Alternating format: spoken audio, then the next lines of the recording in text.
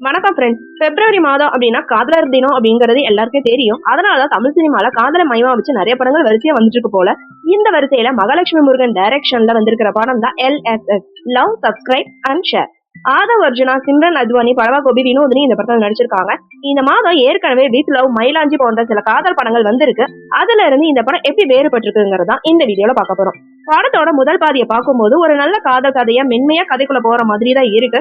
குறிப்பா குடும்ப உறவுகள், கல்வியோட முக்கியத்துவத்தை இயக்குனர் கையாண்ட விதம் அருமையாவும் இருக்கு. கதை கல்லூரியில தொடங்க ஆரம்பிக்குது. நாயகன் ஆதவ் கிருஷ்ணாவாகவும் நாயகி சிம்ரன் அத்வானியாவும் ரெண்டு பேருமே காதலிக்கிறாங்க. ஆதவோட பெற்றோருக்கு சிம்ரனை ரொம்ப பிடிச்சு போகுது. கதாநாயகியோட குடும்பத்தினருக்கும் நாயகன் பழகும் காட்சிகள் ரொம்ப நேர்த்தியாவும் நாகரிகமாவும் படமாக்கப்பட்டிருக்கு. ஆனா ட்விஸ்ட் என்னன்னா, சிம்ரனோட அப்பா ஒரு பெரிய பணக்காரரா இருக்காரு. அவருக்கு ஆதவ காதலனா ஏற்க விருப்பமே இல்ல. இதனால சிம்ரன் ஒரு துணிச்சலான முடிவை எடுக்கிறாங்க. தன்னோட தந்தையை விட்டு பிரிஞ்சு காசில இருக்கிற தன்னோட அம்மாவை சந்திக்கணும் அப்படின்னு திட்டம் போடுறாங்க. அதனால ஆதவ அழைச்சிட்டு சிம்ரன் காசிக்கு போறாங்க. அங்கதான் படத்தோட திருப்பு முனையே அமையுது. காசிக்கு போன இடத்துல சிம்ரன் திடீரென காணாம போறாங்க.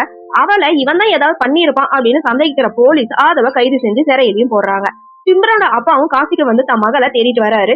கடைசியில நாய்க்கு என்னதான் ஆச்சு, நாயகன் நிரபராதி அப்படின்னு நிரூபிக்கப்பட்டுச்சா இல்லையா அப்படிங்கறதான் படத்தோட மீதி கதை.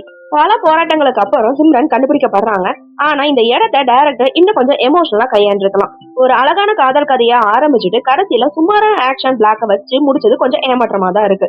ஹீரோவா வர ஆதவ் கிருஷ்ணா கிளைமேக்ஸ்ல இன்னும் கொஞ்சம் யதார்த்தமா நடிச்சிருக்கலாம் அப்படின்னு தோணுச்சு.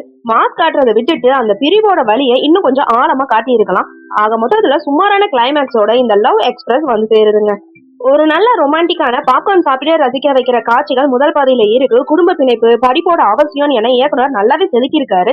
ஆனா ரெண்டாம் பாதியில படம் கொஞ்சம் தடுமாறுது. ஒரு அழகான காதல் கதையா தொடங்கின படம் இரண்டாம் பாதியில கடத்தல், சேவிங், சுமாரான ஆக்ஷன் பழைய டெம்ப்ளேட்டுக்கு மாறுது. ஒரு நல்ல முடிவை கொடுக்க தெரியாம இயக்குனர் கோட்டை விட்டுருக்காருன்னு தான் சொல்லணும். சிம்ரன் அத்வானி தான் படத்துல ஓரளவுக்கு நல்ல நடிப்பு கொடுத்திருக்காங்க. ஆதவ் கிருஷ்ணாக்கு நடிப்புல இன்னும் கொஞ்சம் பயிற்சி தேவைங்கிற மாதிரிதான் இருக்கு. மாஸ் காட்டுறதை விட்டுட்டு யதார்த்தமான நடிப்புல கவனம் செலுத்திருந்தா நல்லா இருந்திருக்கும். ஜாவர் சுந்தரேசன் சாமுகர கதாபாத்திரத்துல நகைச்சுவை பண்ணியிருக்காரு. ஹீரோயினோட அம்மா, ஹீரோவோட அப்பா, அதுக்கப்புறம் வர நண்பர்கள் போன்ற கதாபாத்திரங்களை இன்னும் கொஞ்சம் வலுவா எழுதப்பட்டிருக்கலாம். அவங்க சரியா உருவாக்கப்படுறதும் படத்தோட ஒரு குறையினே சொல்லலாம். ரெண்டாம் பாதி மட்டும் இன்னும் கொஞ்சம் நேர்த்தியா இருந்திருந்தா இந்த LSS ஒரு சூப்பரான காதல் எக்ஸ்பிரஸா இருந்திருக்கும். ஆக மொத்தத்துல இந்த LSS ஒரு சுமாரான காதல் படம். ஓகே ஃப்ரெண்ட்ஸ், நெக்ஸ்ட் வீடியோல பார்க்கலாம். இந்த வீடியோ உங்களுக்கு பிடிச்சிருந்தா லைக், ஷேர், சப்ஸ்கிரைப் பண்ணுங்க. தேங்க்யூ.